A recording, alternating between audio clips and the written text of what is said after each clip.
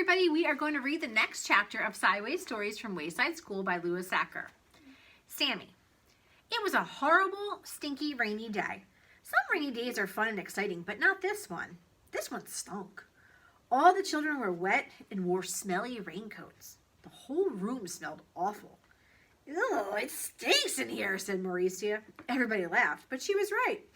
There was one good thing, however. There was a new boy in class. New kids are always fun. Except nobody could tell what the new boy looked like. He was completely covered by his raincoat. "Class," said Mrs. Jules, "I'd like you all to meet Sammy. Let us show him what a nice class we are." Leslie walked up and smiled at Sammy, but her smile quickly turned into a frown. "You smell terrible," said Leslie. "Leslie!" exclaimed Mrs. Jules. "That's no way to greet a new member of the class." Mrs. Jules wrote Leslie's name on the blackboard under the word discipline. "But he does, Mrs. Jules," said Leslie. "He smells awful." "You're not nice," Sammy replied. "Now, Sammy, that's no way to talk," said Mrs. Jules. "Well, she's not nice," said Sammy. Allison spoke up. "Well, you smell terrible and probably aren't nice either," she said. "But nobody can see you because you're hiding under that smelly old raincoat." "That will be enough of that," said Mrs. Jules. "Now, Sammy, why don't you take off your coat and hang it in the closet? Let us all see how nice you look." "I don't want to," said Sammy. "That's because he's not nice," said Leslie. "I'm sure he is," said Mrs. Jules. "He's just shy. Here, let me help you." Mrs. Jules took off Sammy's coat for him, but underneath it was still another raincoat, even dirtier and smellier than the first one. They still couldn't see his face. "Oh, now he smells worse," said Mauricia. "You don't exactly smell nice either," said Sammy. Mrs. Jules took off his second raincoat, but there was still another one under that, and the smell became so bad that Mrs. Jules had to run and stick her head out the window to get some fresh air.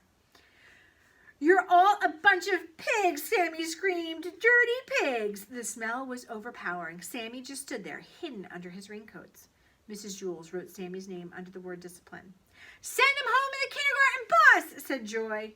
"Not with me," said Todd. Mrs. Jules held her nose, walked up to Sammy, and removed his raincoat. She threw it out the window. But he still had on another one. Sammy hissed. "Hey, watch where you throw my good clothes," he said. Mrs. Jules put a check next to Sammy's name on the blackboard. Then she took off another raincoat and threw it out the window. The smell got worse, for he had on still another raincoat. Sammy began to laugh. His horrible laugh was even worse than his horrible voice.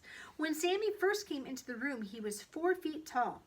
But after Mrs. Jules removed 6 of his raincoats, he was only 3 feet tall. And there were still more raincoats to go. Mrs. Jules circled his name and removed another coat. She threw it out the window. Then she put a triangle around the circle and threw another one of his coats outside. She kept doing this until Sammy was only 1.5 feet high. With every coat she took off, Sammy's laugh got louder and the smell got worse. Some of the children held their ears. Others could hold only one ear because they were holding their nose with the other hand. It was hard to say which was worse, the laugh or the smell.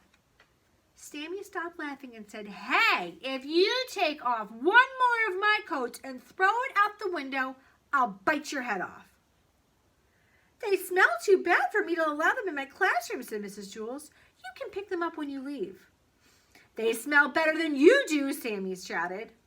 Mrs. Jules didn't stop. She took off another one of his coats, then another and another. Sammy was only 4 inches tall, 3 inches tall, 2 inches tall. At last she removed the final coat. All that was there was a dead rat. "Well, I don't allow dead rats in my classroom," said Mrs. Jules. She picked it up by the tail, put it in a plastic bag, and threw it away. Mrs. Jules didn't allow dead rats in her class. Todd once brought in a dead rat for show and tell, and Mrs. Jules made him throw that one away too. "I'm glad Sammy isn't allowed in our class," said Rondi. "I didn't like him very much." "Yes," said Mrs. Jules. "We caught another one." Dead rats were always trying to sneak into Mrs. Jules' class. That was the 3rd one she'd caught since September. Stay tuned for the Principal's Challenge. Hi, Barkley Brook. I'm sure glad Sammy the Dead Rat is not in my class. He would make a horrible class pet. Today's Principal's Challenge is, if you could have a class pet, which kind of class pet would you have? Bye, Barkley Brook.